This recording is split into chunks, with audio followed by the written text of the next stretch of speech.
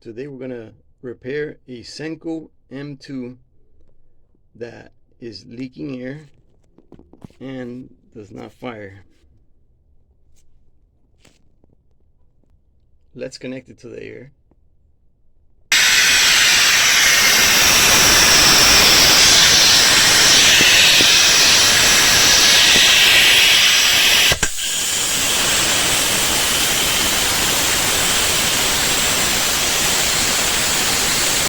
So the first thing we want to do is remove these 6 bolts with a 9/64 hex wrench, also known as an Allen wrench. So the part number you're going to need is a Senco LB5005, and the staple gun that we're going to be fixing is the M2, but this should be similar procedure for any of these. And one thing to make a note of when you're getting this seal online, the real one is a clear color, and as of making of this video, it was available in the Senco store on Amazon. I would not recommend the use of the 3D printed or the aftermarket ones that come in different colors. The original one is a clear color. The aftermarket ones are white, yellow, light yellow, or blue color. These aftermarket ones will stretch, they not work at all, or they might fail prematurely. And they kind of look like this. The reason being, the way that they're done is different.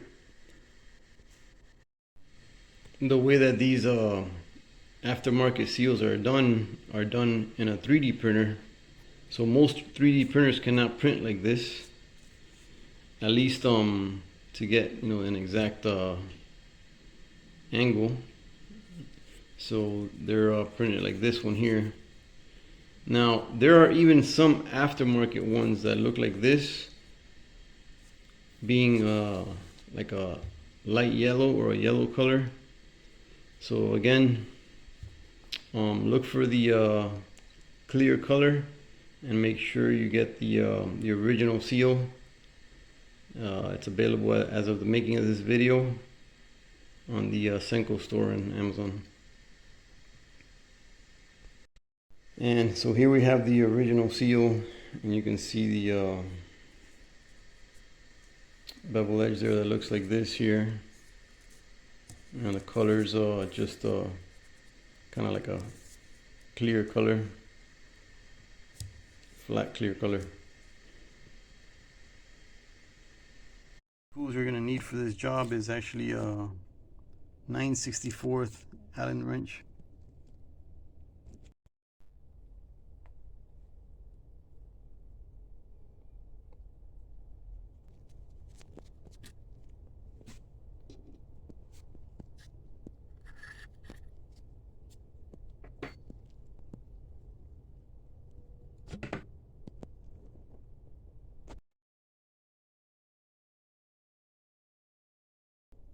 And I already taken this out. You have to take out these 6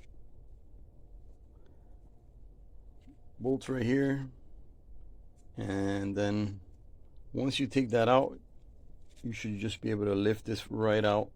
It comes right out. You can see my seal was actually broken. There's pieces of it. Here's the rest of it here.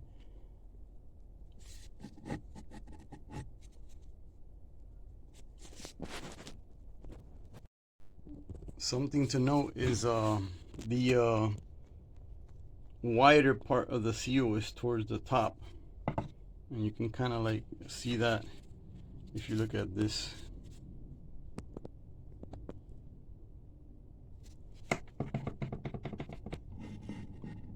There you go. So you see it there. That's how it goes in the new one. And so you're gonna basically replace the seal and just make sure that O-ring is okay there. And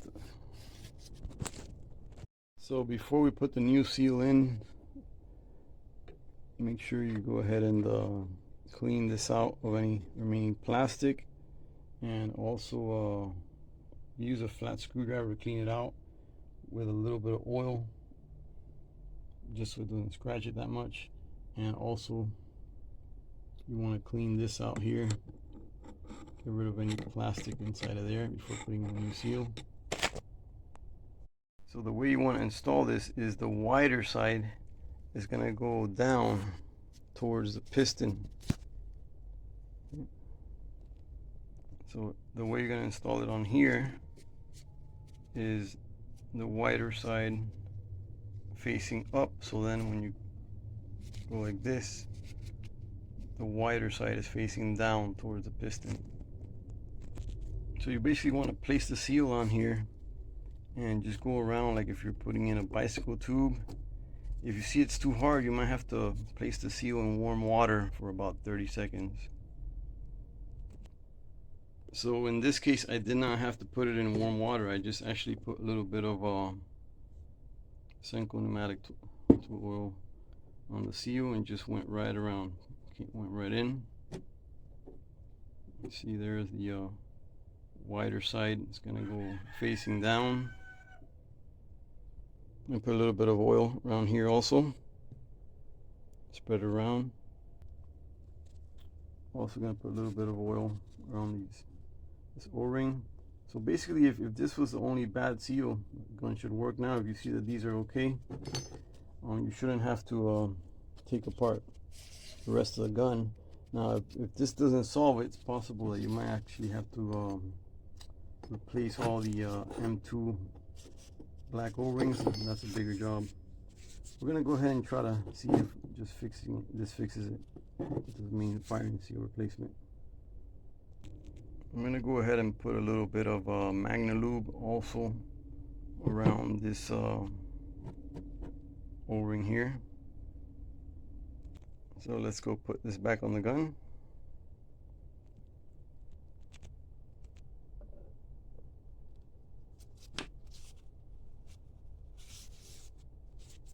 And this is gonna go facing away from you this way, so the air goes out away from when you're holding a gun. Put all the screws back on. So you want to go ahead and tighten these. They should be pretty tight, not over tight, but just tight enough that you don't destroy the thread. So once you connect the air for the first time, it might make a little pop. That's okay. It's getting into position. So let's go ahead and test these two 2x4s here. These staples are pretty long, so make sure you do your testing. Okay, as you can see, I'm starting to take the gun apart again because I just did a test with the air connected, and even though it doesn't leak air anymore, but it's still not firing. So let's see what's going on here. And just a little suggestion I wanted to make, never aim this part at any part of your body. Even if you have the air disconnected, you never want to aim this at any part of your body or at anybody else. So we're gonna go ahead and take this apart again. As you can see, I'm taking it apart so we can see why it's still not firing even though the air leak is now gone. So one of the things we want to check now is the valve, and this should freely move up and down, and it is working. Now let's go ahead and take this apart, see if we see any issues in there.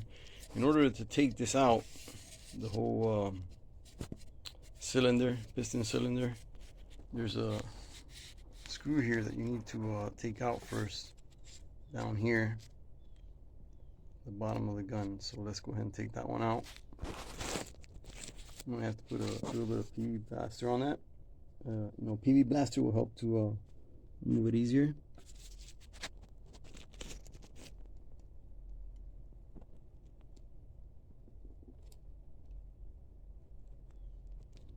So that's how it looks there when you take it out. So now we should be able to remove the cylinder, and we're gonna hit this against the table so that cylinder can come out.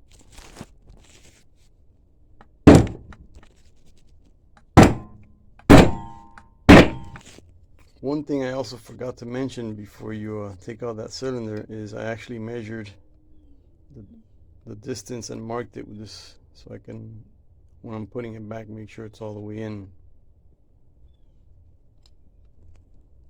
Alright, so I ended up hitting it with a rubber mallet, and it finally came out. For this next procedure, you could use a big C-clamp. Now that we got the whole cylinder out, it's clear that the driver is stuck onto the cylinder. All the seals are in good condition, but it's just the driver is stuck onto the cylinder. So let's see how we could get it to move without destroying anything. I put oil on this side, and I also put oil down here and there. So we're gonna put this on the vise here, and we put a piece of wood against this part, and then against this part here we got a piece of wood inside the driver. So let's see what happens when we press this, see if it's gonna move in and unstick itself. So I'm gonna gently start turning this.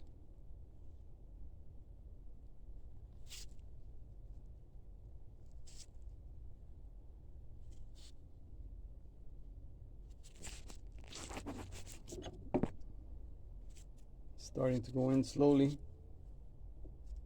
I also turned this a little bit to go the other way so we could push together. Starting to go in. So you could definitely see there how stuck it was. See if we can clean that a little bit with use a 400 sandpaper. Alright, so we got the driver out, and you can see I finished sanding this, and now I was able to pull out the driver. You can see the seal is clearly damaged. It even has some areas that has like little holes in it there. So I also went ahead and took this out here, and all you have to do is basically, to take this out, just kind of push it from the bottom of the trigger here, and you're gonna press on that little knob you see there with a screwdriver, and then this is gonna go up. You pull it out, and then once I pulled it out, I put a little bit of Magna Lube in all the O-rings that were there, and then I just put everything back in again, and this is gonna go down once you put the cover back on. So I also put a little bit of Magna Lube down there where the stapler driver is gonna go through.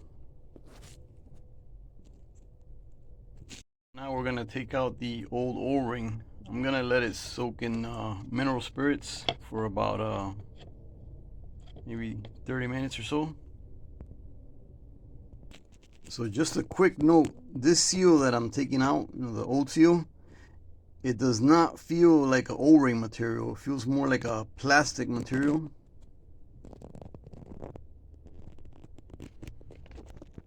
So you can kind of see it. It's like a yellow and plastic material coming out. Does not look like an O-ring at all. So we were able to take off most of the seal, but as you can see, it's still very dirty. So I'm gonna soak it back in the mineral spirits for 30 more minutes, see if we could take out the remaining material. So the seal that we're gonna need for the driver is right here, and it's LB3224, part number for the M2. Now, something interesting for the M2 Plus, the part number shows LB0035 as the seal. So I'm not really sure, even though it still shows that part up there. Now if we compare these two part numbers, the one for the M2 and the one for the M2 Plus, we can clearly see this is the one that will work. It's the right width and thickness, and this one is actually a little bit smaller diameter, and it's not even thick enough. That wouldn't even be enough to go into the width of the driver. It would be too small. You can see it here. If we look at it, you can see it's almost twice as thick. This one here is twice as thick. Now, there is another one of this that's actually a black O-ring, and I'm wondering if that might be a better option, because this looks like it was the original one, and it's the one that caused the freezing of the driver. It kind of just corroded and got really hard, and it froze the whole area. As you saw in the video, I had to remove it with the C-clamp.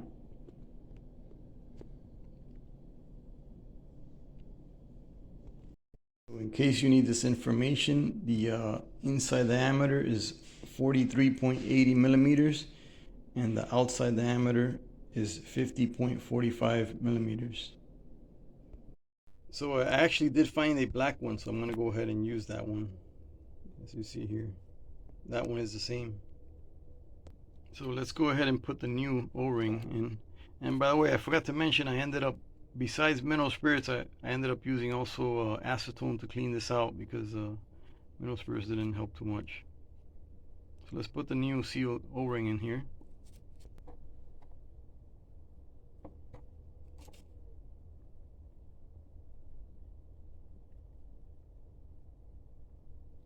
There it is. Now let's just put a little bit of Magna Lube on the O-ring, so the driver will go easily into the cylinder. Okay, so we got the Magna Lube on the driver O-ring, and now let's put a little bit of Magna Lube also on these outside O-rings here. And we're going to put these little slots facing towards each side of the gun. Alright, so we put a little Magna Lube down there also where the rings are going to pass through. Let's go ahead and put in the cylinder.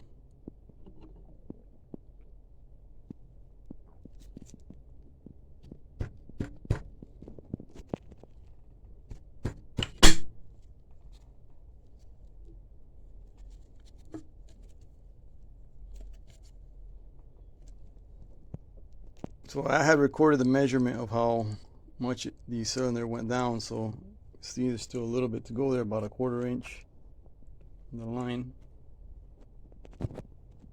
So let's see if we could tap it in a little bit more to get it down to the correct level with this piece of wood.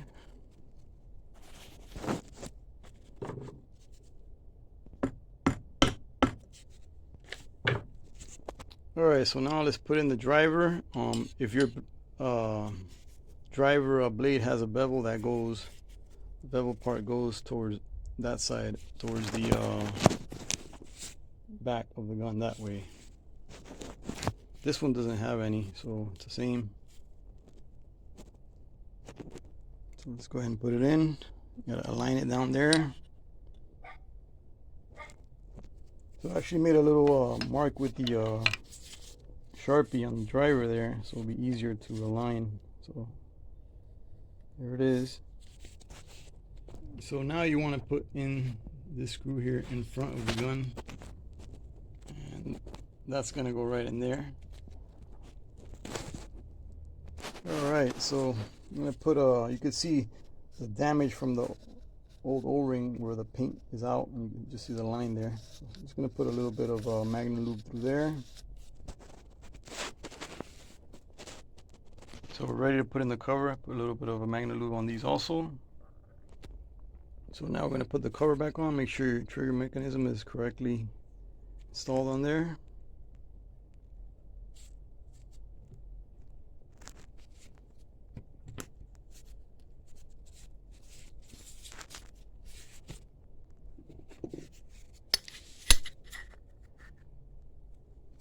going to be facing front away from you.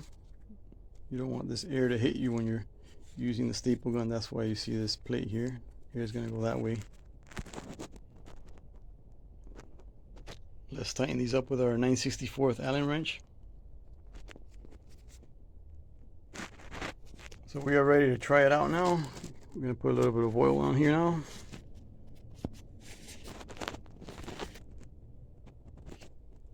So a little tip when putting the nails onto this gun, just put them in through the back. And once you have them all in, that's when you're going to pull this back here by pressing this here on both sides.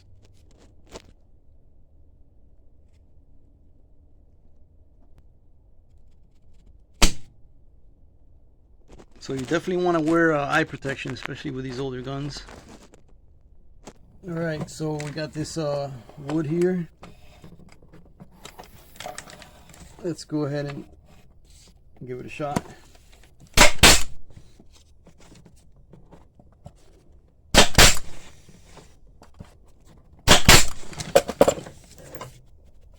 That's it. So it's working perfect, no leaks at all. Thank you for watching.